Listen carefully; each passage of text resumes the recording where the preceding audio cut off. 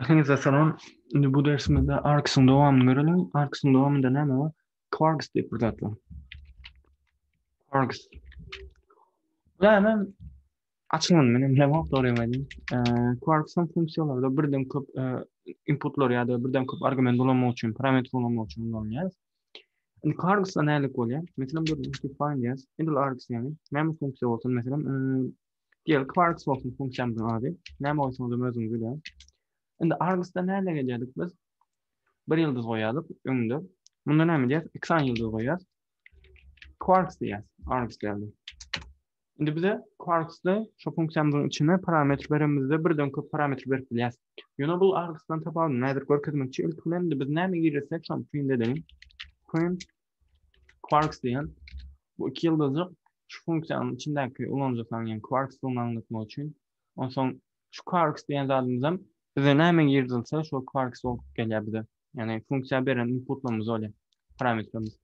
Şimdi biz şu fonksiyonu bir kısan zatlar görelim. Quarks deyin.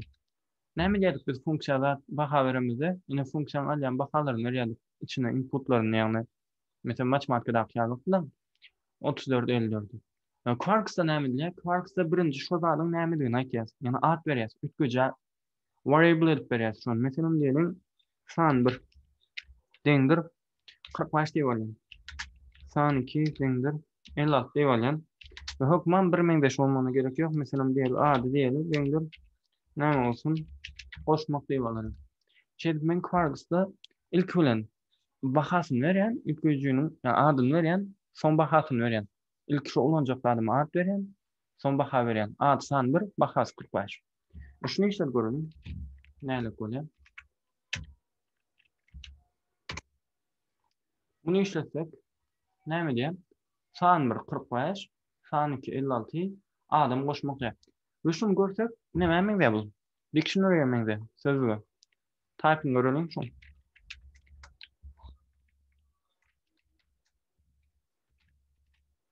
Typing görsek. Dictionary yani.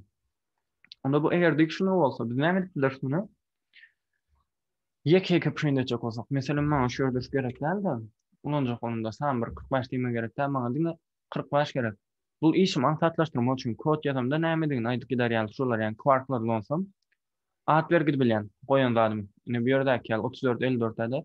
Şonun ne medikini aydık gidi bilen.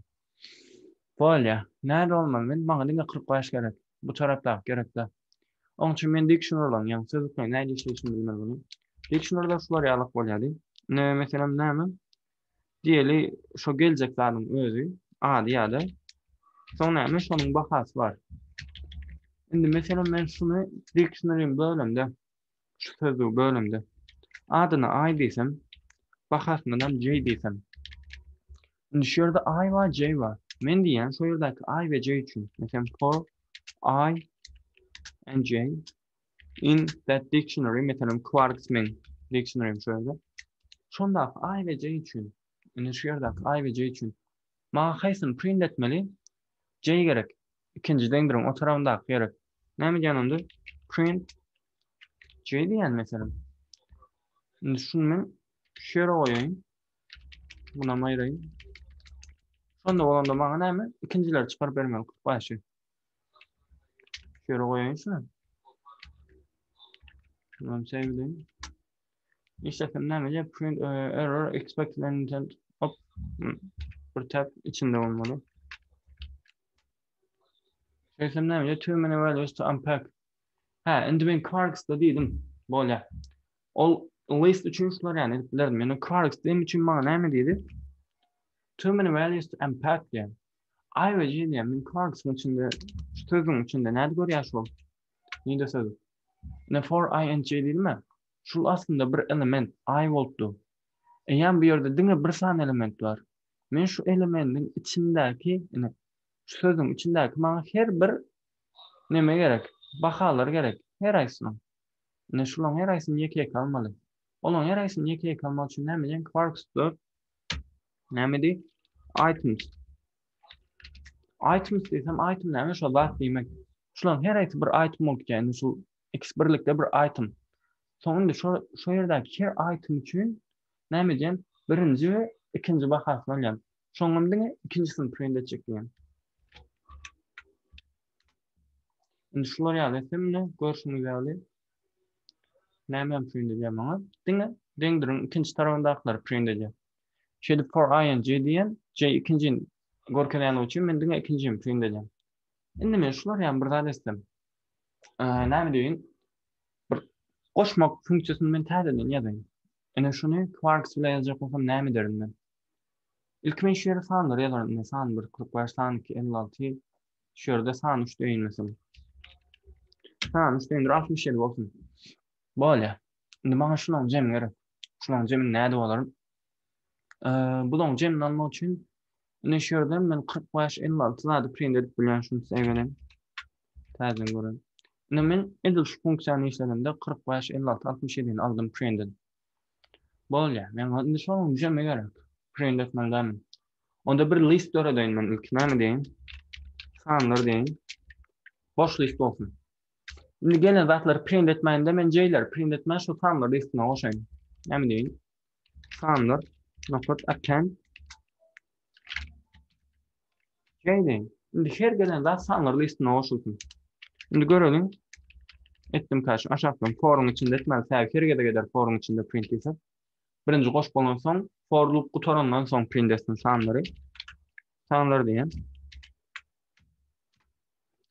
Şimdi görsem ne şey edip bana şonun her aýsyny aýry-aýry alyp näme etdi bir listiň içine goşup berdi. Indi bana sanlar listiň print etmesinde şonun jemini print etsin. Şu listiň içindäki sanlar. Onun için hangi funksiýanyny ýaz? Sum diýäs. Jem diýmek.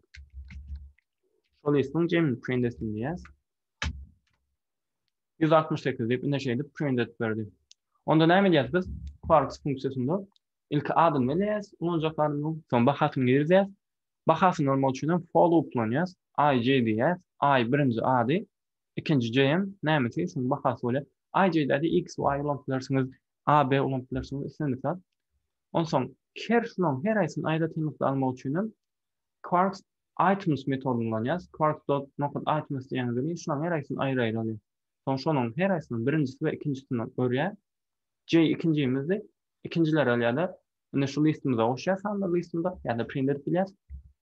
Ondan sonra näme diýär?